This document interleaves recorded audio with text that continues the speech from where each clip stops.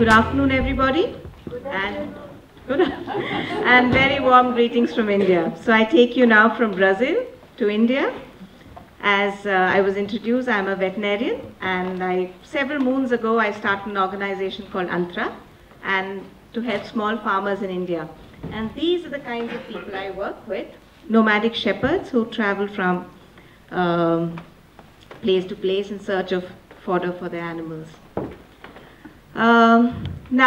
I'm here to talk about my experiences as a veterinarian. So you might wonder, what is there in communication? But when I graduated as a veterinarian several years ago, I thought I was the one who had the superior knowledge. I was the one who studied textbooks, spent so many years. And very soon I realized that what I knew was very little in this vast ocean of knowledge that is there. There's also a lot of knowledge available with these people because they know about medicinal plants, which I did not know about. They know about how to search for fodder in places where I did not know existed. They also know, pun intended, to scout for water in dry landscapes. So there was much I realized very soon that I could learn from these communities, and what I'm going to share today with you is about how this learning actually happened.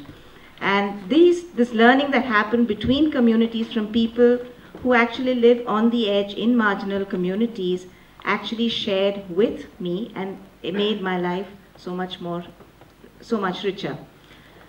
It was through our project that we learned to respect different kinds of knowledge.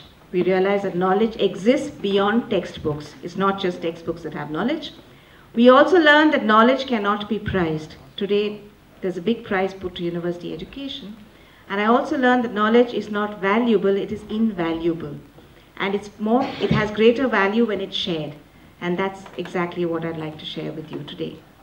The world today is very different from the world our parents and our grandparents grew up in.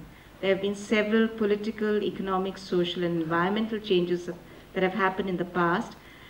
And from each generation to generation, this increased globalized world that we have, there's a need to learn from each other and respect different forms of knowledge, as our previous speaker also said. Through my project, actually what we learned is there was, in veterinary science for example, there were 3 systems of knowledge in our country. So there was the formal knowledge which I had learned in college. There was also a form of traditional Indian knowledge called Ayurveda. You might have heard of it, some of you, this word, which is also a written codified system of knowledge. There's similar kinds of knowledge in Greek medicine or in Chinese medicine and other ancient systems of medicine. And then there's what's called folk medicine, knowledge which is practiced at home or by folk people, indigenous people, and this kind of knowledge also exists in people's minds and heads. We compare these systems of knowledge, but more than comparing them, actually, so you have, for example, when you compare these knowledge, you find that modern knowledge is very good in identifying infectious disease and treating them. Ayurveda is very good, it's a very gentle system of healing. And then you also have folk medicine, which is available in remote areas such as this picture you see here, where there are no medicines or medical people, doctors available. So this is a shepherd giving medicine to the sheep, and we have traditional systems of healers. What actually was important was not so much the comparison of these systems as how we could complement each other, how they could complement each other. For example, you have the diagnostic techniques of modern medicine, the gentle healing of Ayurveda, and the simplicity of folk medicine to keep costs low. And this is exactly what our project did, where we learned to learn from each different systems of knowledge and help each other. So how is then this knowledge transmitted or shared? Different systems, of course, have different methods, and the way knowledge is actually shared is by observation. You learn from watching around you. Children learn from their parents, from their siblings. You learn from a peer group. For example, we learn how to use computer language, and we learn how to use new games and techniques from our peers. And we also learn by instruction in formal settings. All of you as scouts would also have formal codes to learn, within a formal setting of instructions of how you must behave, how you must do it, and also in a classroom situation. And while this is the way knowledge is shared, we also have methods of transmission of knowledge from one to the other.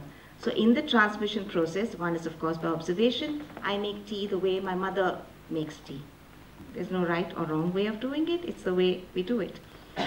There's systems of tradition which are transmitted from one generation to the other. We saw that in the previous slides. We saw about how song, dance, culture from one generation to the other, oral traditions of knowledge which go from, you learn them from your grandparents, and that's so important because otherwise we'd just have a world full of McDonald's and KFCs. So it's very important that different traditions are kept alive.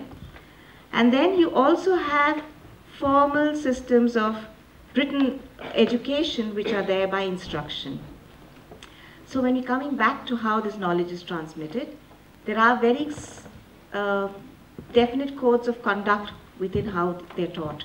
For example, in oral systems of healing also, it's not as if everybody can become a student of oral medicine systems. You have to have the time, the patience, and the interest in learning this bit of knowledge. So traditional healers will choose somebody who they feel is capable of receiving this knowledge and teach that person. They seldom ask for a price. Traditional healers in India do not demand a price for their knowledge, but people of their own accord feel this knowledge is valuable and will pay them.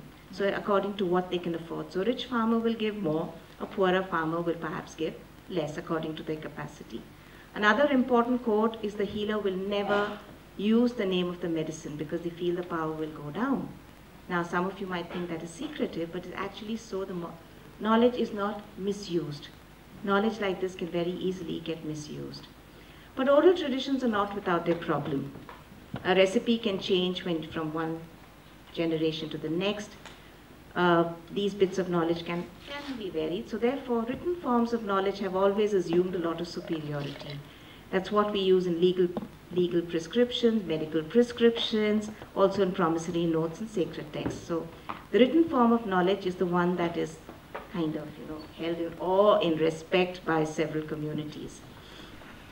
But this written form of knowledge is then accessible to a very few people. It's not available to all of us, and we tend to, it's limited to those who can afford it or who have the time and the luxury to spend getting a PhD, or I'm not undermining a PhD here, but it's obviously very few people who can aspire to be there. People I work with like this barely even go to school. So it's there, and this form of knowledge is then remains exclusive and limited to a few people. But all that is changing right now. That's what I would like to talk about. Technology, which was limited to a few people, has suddenly made everything available at the flick of a button. So you press a button and you can Google search. Our children no more want to ask anybody anything, they ask Google instead. So they don't ask the elders. You can search for anything you want, ask Google. And knowledge of medicinal plants or whatever you want is available at the flick of a button. But we crowdsource information, we mobilize groups through our mobile phones. My shepherds use mobile phones. We share experiences and data across continents at the flick of a button. We conference call and Skype, and communication has never been so good or so fast. But are we really communicating better? I'm not so sure. Because several times you find we're sitting around a coffee table, each of us with our mobile phones, and we're not talking to each other. We're really somewhere else. Are we more tolerant? I don't think so. There are lots of hate messages being sent across using Twitter or Skype or one of these, or social networks. What happened in Beirut, Paris, and Baghdad last week were also messages of communication which were actually very violent. So, but on the other hand, on a positive note, which you asked for, we have an example today from the Canadian Parliament. Justin Trudeau has a parliament which is diverse and colorful, with communities representing all of what Canada's population actually has. So we do have a good example there. So country and society is changing, we're growing more diverse, but as diversity increases, we need to be more careful to retain some of the key elements of diversity so that we do not lose it under universal monoculture. We must simultaneously also be tolerant, respectful of others who may not be just like us, their language, dress codes, and food preference. And my final words, as global citizens of today and tomorrow, I hope we can reimagine a colorful and diverse future where we communicate in ways, but peacefully and non-violently. Thank you.